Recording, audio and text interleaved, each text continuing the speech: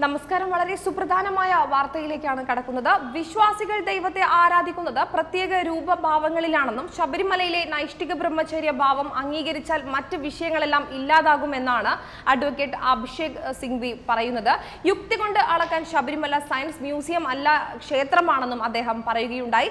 Supreme കോടതിയിൽ Devaswom board മുൻ chairman Prayar ഗോപാലകൃഷ്ണന് വേണ്ടി നൽകിയ പുനഃപരിശോധന ഹർജിയിലായിരുന്നു അദ്ദേഹത്തിന്റെ വാദം.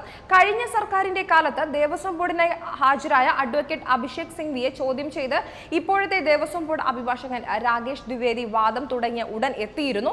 നേരത്തെ സ്വീകരിച്ച നിലപാടിന് വിരുദ്ധമായ നിലപാടാണ് ഇപ്പോൾ അദ്ദേഹത്തിൻ്റെത് എന്ന് ചൂണ്ടിക്കാട്ടിയായിരുന്നു രാകേഷ് ദ്വിവേദി എതിർത്തത്. എന്നാൽ താൻ ബോർഡിന് വേണ്ടിയല്ല, മുൻ ബോർഡ് ചെയർമാന് വേണ്ടിയാണ് ഹാജരാകുന്നതെന്ന് അഭിഷേക് സിംഗ്വി മറുപടി നൽകി.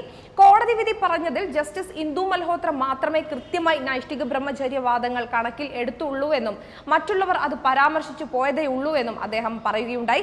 പ്രത്യേക രൂപഭാവങ്ങളിലാണ് വിശ്വാസികൾ ദൈവത്തെ ആരാധിക്കുന്നത്. ശബരിമലയിൽ നൈഷ്ഠിക ബ്രഹ്മചര്യ ഭാവമാണ്. അത് അംഗീകരിച്ചാൽ മറ്റു വിഷയങ്ങളെല്ലാം ഇല്ലാതാകും. സ്ത്രീകളെയോ പുരുഷന്മാരെയോ മതത്തിന്റെ അടിസ്ഥാനത്തിൽ വിലക്കുവാൻ സാധിക്കുകയില്ല. പ്രതിഷ്ഠയുടെ സ്വഭാവ പ്രകാരമാണ് ഒഴിവാക്കൽ. പൗരാവകാശ നിയമം 25, 26 അനുച്ഛേദങ്ങളുമായി ചേർത്ത് വേണം വായിക്കാനെന്നും ജസ്റ്റിസ് നരിമാന്റെ സംശയത്തിന് സിംഗ്വി മറുപടി നൽകുകയുണ്ടായി. ഭരണഘടനാ ധാർമ്മികത എന്നത് കോടതി സമീപകാല വിധികളിൽ ഉപയോഗിച്ചിട്ടുണ്ട്. 25, 26 അനുച്ഛേദങ്ങളുടെ വ്യാഖ്യാനത്തിൽ ഭരണഘടനാ ധാർമ്മികത വ്യക്തിപരമാകാം.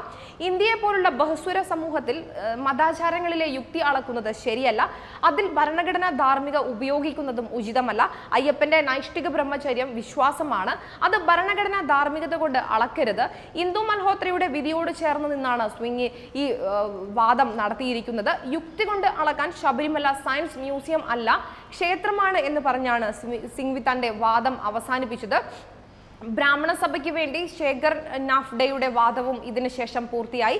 നൂറ്റാണ്ടുകളായി ശബരിമലയിൽ നിലനിൽക്കുന്ന ആചാരമാണിത്. മതം വിശ്വാസത്തിന്റെ വിഷയമാണ്. ചിലർ വിശ്വസിക്കുന്നു ദൈവമുണ്ടെന്ന്.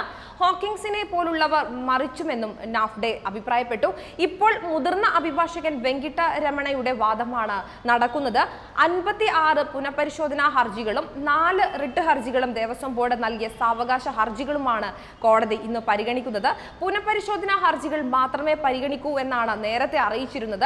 ചീഫ് ജസ്റ്റിസ് രഞ്ജൻ ഗൊഗോയ്, ജഡ്ജിമാരായ റോഹിസ്റ്റൺ നാരിമാൻ, MM ഖാൻവിൽക്കർ, DY ചന്ദ്രചൂഡ്, ഇന്ദു മൽഹോത്ര എന്നിവരടങ്ങിയ 5 അംഗ ഭരണഘടനാ ബെഞ്ചാണ് ഹർജികൾ പരിഗണിക്കുന്നത്. കൂടുതൽ വാർത്തകളുമായി തിരിച്ചെത്താം. വാർത്തകൾ ഉടനടി അറിയാൻ top news Kerala YouTube channel subscribe ചെയ്ത് ബെൽ ഐക്കൺ അമർത്തി ലൈക്ക് ചെയ്ത് ഷെയർ ചെയ്യുക.